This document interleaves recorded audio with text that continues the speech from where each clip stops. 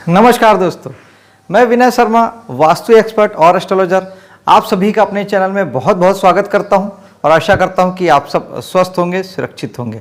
जिन्होंने मेरे चैनल को सब्सक्राइब कर लिया है उनका बहुत सारा धन्यवाद और बहुत सारी शुभकामनाएं। जिन्होंने नहीं किया है उनसे विनम्र निवेदन कि मेरे चैनल को सब्सक्राइब कीजिए और वीडियो को लाइक और शेयर जरूर कीजिए। दोस्तों, बात करते हैं वृश्चिक लग्न की और मई के महीने की। इस महीने सर्वप्रथम आपके जो लग्नेश हैं वो 10 तारीख तक रहेंगे 8वें भाव में, यानी आपको प्रथम 10 तारीख तक थोड़ी सी चिंता परेशानी हो सकती है, मानसिक तनाव हो सकता है, किसी वाद विवाद को लेके भी आप चिंतित हो सकते हैं। और बेहतर होगा कि 10 तारीख तक किसी अनैतिक संबंधों से आप बचें, क्योंकि शुक्र भी चूँकि 8वें में है तो शुक्र मंगल की युति होती है जो कि आपको अनैतिक संबंधों की ओर खींच सकती है, आपको प्रेरित कर सकती है। लेकिन चूँकि 8वां भाव कष्ट का है, तकलीफ का है, चिंता परेशानी, अनैतिकता का है, अभाग्य का है, दुर्भाग्य का है, सारी खराबियों का है। बहुत सारी अच्छी बातें भी होती है, उस पर हम बाद में बात करेंगे। तो बेहतर होगा कि आप 10 तारीख तक किसी भी प्रकार के अनैतिक कार्यों से बचें। लेकिन 10 के बाद यही मंगल आपके जो हैं वो आपके भाग्य में चले जाएंगे, जो कि आपके लिए शुभ हो जाएंगे और आपके लिए भाग्यशाली हो जाएंगे और आपके जीवन में उन्नति कारक हो जाएंगे और आप जीवन के सभी डोमेन में, सभी क्षेत्रों में सफलता भी प्राप्त करेंगे और भाग्य भी आपका साथ देगा। धन भाव की तरफ आते हैं तो धन भाव के स्वामी बृहस्पति आपके चले गए हैं 6ठे भाव में, जो कि पूरे महीने 6ठे भाव में ही रहेंगे।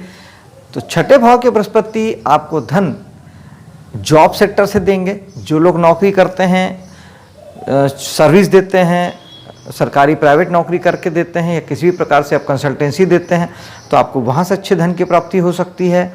साथ ही ये 6ठा भाव जो होता है, अगर आप किसी प्रकार के जॉब सेक्टर में नहीं हैं तो ये कर्ज का भाव होता है, तो कर्ज से आपको धन की प्राप्ति हो सकती है। बृहस्पति आपको कर्ज मुहैया करा सकते हैं। और साथ ही सेवा का होता है 6ठा भाव। आप अपनी सेवाएं देके, किसी भी प्रकार की सेवा, यानी आप मंदिर में, गुरुद्वारे में या लोगों की किसी भी प्रकार से, गरीब लोगों की आश्रम में जाके, अस्पताल में जाके किसी भी प्रकार से अगर आप सेवा देते हैं तो उस सेवा कार्य से भी आपको अच्छे खासे धन की प्राप्ति होगी।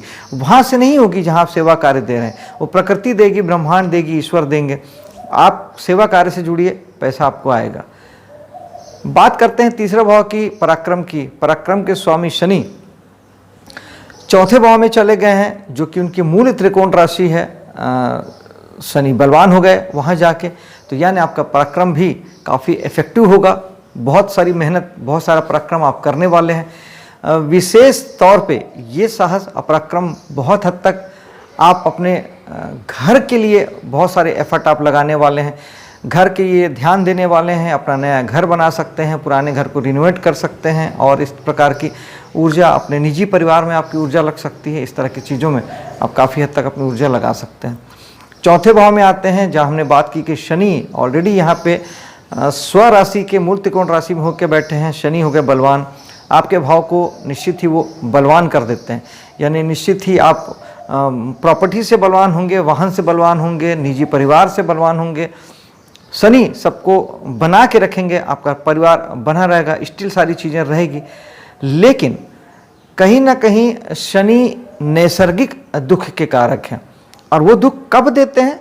जब आप, शनि जिस भाव में है या जहाँ वो दृष्टि डाल रहे हैं उसके प्रति आप कर्तव्यनिष्ठ नहीं होते, अनुशासित नहीं होते, मेहनती नहीं होते, केवल तब तो ज़रूरत है अब आपको अपने घर की ओर ध्यान देने की, अपने वाहन की ओर, अपने निजी परिवार की ओर। और अगर आपका बिजनेस है, अगर आप प्रॉपर्टी के बिजनेस में हैं, ज़मीन खरीदी बिक्री का काम करते हैं, आप किसी प्रकार की गाड़ी खरीदी बिक्री का काम करते हैं, गाड़ी के कार्य से जुड़े हैं या गाड़ी रिपेयरिंग वगैरह का आप काम करते हैं, किसी भी प्रकार से मकान से संबंधित जुड़ के किसी भी प्रकार का काम करते हैं, जैसे आप वास्तुशास्त्री हैं या आप सिविल इंजीनियर हैं, मकानों के डिज़ाइन बनाते हैं, नक्शे बनाते हैं, या आप किसी प्रकार के हाउस होल्ड प्रॉपर्टी चीज़ों को बेचते करते हैं, किराने का सामान आप बेचते हैं, घर से जुड़े हुई आर्ट जो होती है, आज की डेट में घरों को सजाने के लिए बहुत आर्टिस्टिक चीज़ों की दुकानें खुलने लगी है, वहाँ से आप जुड़ के काम करते हैं, तो इन सब जगहों पे आपको मेहनत ज़्यादा करना पड़ेगा। थोड़े में बात नहीं बनेगी, अनुशासित होना पड़ेगा, ढीला नहीं, बिल्कुल तेज तर्रार इच्छा शक्ति के साथ आपको काम करना पड़ेगा। और वैसे भी शनि आपके पराक्रम के स्वामी हैं, तो वैसे भी शनि आपको पराक्रमी बनाते ही हैं, शनि आपको एफर्टवान बनाते ही हैं। शनि ने आपको पैदा ही किया है मेहनत की इच्छा शक्ति लेके, तो वहाँ से तो आप वैसे भी कम नहीं होने वाले, तो सफलता आपके साथ है। चलते हैं पंचम भाव की ओर। पंचम भाव में कोई ग्रह नहीं है, बृहस्पति वहाँ के स्वामी हैं जो कि छठे भाव में बैठे हैं। पंचमेश का छठे में बैठना यानी थोड़े से संतान को लेके आपको चिंता परेशानी में डालता है। चिंता परेशानी इन द सेंस कि वाद विवाद या वैचारिक मतभेद आपके संतान के साथ हो सकते हैं, अगर आपके संतान बड़ी है तो। और चूँकि वैसे पंचम से छठा भाव सेकंड अच्छा होता है, अगला भाव शुभ होता है, लेकिन फिर भी छठा भाव हमारे वाद विवाद का होता है और नैसर्गिक प्रतिस्पर्धा का होता है। तो आप कला जगत में अगर आप जुड़े हैं, नृत्य गीत संगीत चित्रकारी पेंटिंग से जुड़े हैं, तो वहाँ आपको प्रतिस्पर्धा का सामना करना पड़ सकता है। हालांकि जीत भी देंगे बृहस्पति, और आप अगर बुद्धिमत्तापूर्ण कोई काम करते हैं, क्योंकि पंचम भाव हमारे दिमाग को रिप्रेजेंट करता है, तो पंचम भाव में हमारा ज्ञान आता है, हमारा जीवन भर का जो भी ज्ञान है वो पंचम भाव है। तो ज्ञान को लेके भी आपकी कहीं ना कहीं आपकी पूछ परख हो सकती है, कहीं आपको कंपटीशन में उतरना पड़ सकता है, अपने आप को आपको साबित करना पड़ सकता है। ये सारी चीज़ें आपके साथ इस महीने हो सकती है।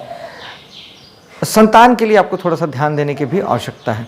अब आगे आते हैं, संतान के लिए आप कर्ज ले सकते हैं, क्योंकि बृहस्पति वहाँ बैठे हैं, संतान के स्वामी का छठे में बैठना, ये हो सकता है कि उसकी शिक्षा के लिए, अपने संतान की शिक्षा के लिए, उसकी लिखाई पढ़ाई के लिए या किसी कामों के लिए आपको कर्ज लेना पड़ सकता है। छठे में आते हैं, छठे में आपके 4 ग्रह बैठे हैं, इस प्रकार से आपका छठा भाव बहुत महत्वपूर्ण हो जाता है। जो लोग सबसे पहले यहाँ पे हम बात करते हैं सूर्य की। सूर्य यहाँ पर अपनी मित्र की राशि में है और पहले 15 दिन यहाँ पे रहेंगे, तो सूर्य का यहाँ पे रहना इस बात को इंडिकेट करता है कि पिता के साथ आपके मतभेद हो सकते हैं, ज़रूरी नहीं है। आप सेवा से जुड़िए, आप पिता की सेवा कीजिए, सूर्य को जल दीजिए, ऐसा कुछ भी आपके साथ नहीं होगा। सूर्य मान सम्मान प्रसिद्धि के भी कारक हैं, पद के कारक हैं, तो आपके वर्क प्लेस पे अगर आप जॉब करते हैं यानी सर्विस सेक्टर में हैं, आप बिजनेस नहीं करते, सर्विस प्रोवाइडर हैं, चाहे आप प्राइवेट में अपने कंसल्टेंसी के माध्यम से जैसे इंजीनियर डॉक्टर वकील सर्विस देते हैं, जैसे एक लोहार, एक बढ़ई, एक राजमिस्त्री, पत्थर लगाने वाला, गाड़ी मैकेनिक अपनी सर्विस देता है, सेवाएं देता है, उस तरीके का काम आप करते हैं तो आपको पद लाभ होगा, मान सम्मान बढ़ेगा, प्रतिष्ठा बढ़ेगी। और यहाँ पर बुध भी है, बुध पूरे महीने यहाँ पे रहने वाले हैं। बुध आपके इनकम के स्वामी हैं, लाभ के स्वामी हैं, आपकी इच्छा पूर्ति के स्वामी हैं, तो निश्चित ही आपके सर्विस सेक्टर में, आपके काम की जगह में आपकी इच्छा की पूर्ति बुध कराएंगे। और अगर आपको कर्ज भी लेना है, उस स्थिति में भी दोस्तों से या समाज से आपको कर्ज मिल सकेगा। यहाँ पे मैंने बैंक नहीं कहा, क्योंकि बैंक हमारा दूसरा भाव होता है। बुध जो है एकादश भाव के स्वामी, जो कि हमारे दोस्तों यारों को, समाज सोसाइटी को रिप्रेजेंट करता है, तो वहाँ से आपको कर्ज की प्राप्ति हो सकती है। सेवा कार्यों में आपको वहाँ से हेल्प मिल सकती है, या उनके लिए बहुत सारी सेवाएं करते आप नजर आएंगे। आपको बहुत सारा वक्त दोस्तों यारों को, समाज सोसाइटी को आपको देना पड़ सकता है। गुरु की हमने बात की, गुरु यहाँ पे ऑलरेडी हैं। गुरु जहाँ बैठते हैं उस भाव को, फल को खराब करते हैं, तो गुरु आपके सेवा कार्यों में कुछ रुकावट बाधा लाने की कोशिश कर सकते हैं। आपके सर्विस सेक्टर में आपको थोड़ी सी रुकावट दे सकते हैं, आप थोड़े से स्लो हो सकते हैं, थोड़े आलसी हो सकते हैं, क्योंकि बृहस्पति वृद्ध ग्रह हैं, आलस पैदा करते हैं। और चूंकि जहाँ बैठे हैं वहाँ उतना अच्छा फल नहीं देते, जैसे दिया तले अंधेरा होता है, तो बाकी जगह तो बृहस्पति बहुत रोशनी फैलाते हैं, पवित्रता देते हैं, सब जगह जहाँ देखते हैं वहाँ फल को बढ़ा देते हैं, लेकिन जहाँ होते हैं वहाँ वो अच्छा फल नहीं देते। तो छठे भाव को लेकर बृहस्पति के कुछ फलों में आपकी कमी आ सकती है। तो बहुत बेहतर होगा कि आप बृहस्पति के लिए, अगर आपको ऐसा महसूस होता है कि आपको कोई तकलीफ आ रही है, उस स्थिति में आप बृहस्पति का उपाय कीजिएगा, क्योंकि हमारा कुंडली भी बहुत कुछ कहती है, बहुत महत्वपूर्ण होती है। हमारे कुंडली में दशा, महादशा, अंतरदशा अगर अच्छे चलते हैं तो गोचर के ग्रह उतने प्रभावशाली नहीं हो पाते, लेकिन फिर भी बृहस्पति और शनि का प्रभाव फिर भी दिखाई देता ही है, आता ही है, और राहु और केतु के भी, ये 4 बड़े ग्रहों का प्रभाव हमें दिखाई देता है। तो बृहस्पति का उपाय आप चने की दाल या पीले कलर की चीज़ों का दान करके, पीले फल, पीले फूल, पीले कपड़े, इनका दान करके कर सकते हैं। गुरुवार का दिन को उपास कर सकते हैं। गुरुवार के जो ग्रह, जो देवता हैं वो ब्रह्मा जी हैं या इंद्र भगवान हैं, उनकी आप पूजा स्तुति आप कर सकते हैं, उसके माध्यम से भी गुरु बृहस्पति ठीक होते हैं। और साक्षात अगर आप किसी गुरु शिष्य परंपरा से जुड़े हैं, किसी गुरु के सानिध्य में आप रहते हैं या किसी से आपने दीक्षा वगैरह ली है, तो उनकी पूजा अर्चना करना, उनसे आशीर्वाद लेना सबसे बेस्ट उपाय है गुरु के लिए। यहाँ पर राहु भी हैं जो कि गुरु चंडाल योग का निर्माण करते हैं। राहु बेसिकली भटकाने का काम करते हैं। गुरु हमारे ज्ञान के कारक हैं, तो ज्ञान से भटकाना राहु कर सकते हैं। और गुरु हमारे भाग्य के कारक भी हैं। राहु अचानक के कारक हैं, राहु असामान्य के कारक हैं, राहु विस्तार के कारक हैं। तो राहु गुरु के साथ मिलके आपके भाग्य को असामान्य ऊंचाइयां भी दे सकते हैं और असामान्य नीचाइयां भी दे सकते हैं। यानी एक पल में जो रातों रात स्टार बना दे, ऊपर चढ़ा दे, और रातों रात नीचे गिरा दे, वो राहु है। तो अक्टूबर तक आपको थोड़े से राहु की चिंता कर लेनी चाहिए। आपको राहु का उपाय करना चाहिए। राहु के लिए मेडिटेशन बेस्ट उपाय है, चाय कॉफ़ी का दान बेस्ट है। और राहु के लिए देवी स्वरूप की पूजा, माँ काली, माँ सरस्वती, माँ दुर्गा की पूजा भी बेस्ट है। और सूखा नारियल बहते जल में बहा देना, ये राहु के लिए बेस्ट उपाय है। इसे आप हर शनिवार को कर सकते हैं, और कम से कम महीने में एक बार अमावस्या के दिन तो अवश्य से कीजिए। राहु उससे ठीक हो जाएंगे और आपको गुरु चंडाल योग का बहुत विशेष प्रभाव आपको नहीं दिखाई देगा। आगे बढ़ते हैं, सप्तम भाव में आते हैं, जहाँ सूर्य 15 तारीख के बाद आएंगे। तो 15 तारीख के बाद आए हुए सूर्य, सप्तम भाव में सूर्य का आना आपके जीवन साथी के ईगो को बढ़ाएगा, उनमें ज़्यादा मान सम्मान की भावना पैदा होगी, उनके जीवन में मान सम्मान प्रसिद्धि भी आएगा, पद लाभ भी उन्हें हो सकता है।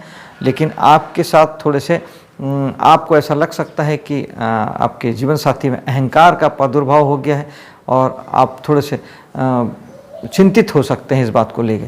लेकिन फिर भी सूर्य सप्तम भाव में आपके लिए, आपके बिजनेस पार्टनर के लिए भी जीवन में मान सम्मान लाएगा। आपके बिजनेस वाली जगह में, आप जहां खुद का काम करते हैं, स्वतंत्र व्यवसाय करते हैं, वहां भी आपको पद लाभ देगा, मान सम्मान बढ़ाएगा। और आपके जीवन में भी मान सम्मान बढ़ाने वाली घटनाएं बहुत बड़ी मात्रा में हो सकती है आपके बिजनेस के सेक्टर में, जो लोग बिजनेस करते हैं वहाँ से। आगे चलते हैं, अष्टम भाव में आते हैं, जहाँ मैंने पहले मंगल के बारे में मैंने बता दिया। शुक्र पूरे महीने पे यहाँ पे रहने वाले हैं। सप्तमेश शुक्र का अष्टम में जाना आपको जीवन साथी को लेके चिंतित बनाता है, जीवन साथी को लेके चिंता और परेशानी में डालता है। जीवन साथी से आपको थोड़े से कष्ट मिलेंगे, मानसिक तकलीफ होगी, ऐसा शुक्र शो करते हैं। तो बेहतर होगा कि आप शुक्र के लिए, अगर आपके साथ कुछ ऐसी घटनाएं होती है, केवल उस स्थिति में आप शुक्र का उपाय कर सकते हैं। खट्टी चीज़ों को अवॉइड करें, दही का सेवन ना करें, दही का दान करें। और वस्त्र, कपड़े जो होते हैं छोटे मोटे रुमाल के रूप में आप दान कर सकते हैं। और शुक्र नैसर्गिक स्त्री जाति के कारक हैं, स्त्री जाति की सेवा कार्य से जुड़ सकते हैं, उन्हें तकलीफ ना दीजिए, तो शुक्र बेहतर ढंग से काम करेंगे। इवन जीवन साथी के रूप में अगर आप हस्बैंड हैं और पत्नी की बात हो रही है, तो आप अपनी तरफ से उनके लिए कोई कष्ट का प्रयोजन ना करें, तो आपका शुक्र बेहतर ढंग से काम करेगा। और आगे चलते हैं भाग्य की ओर।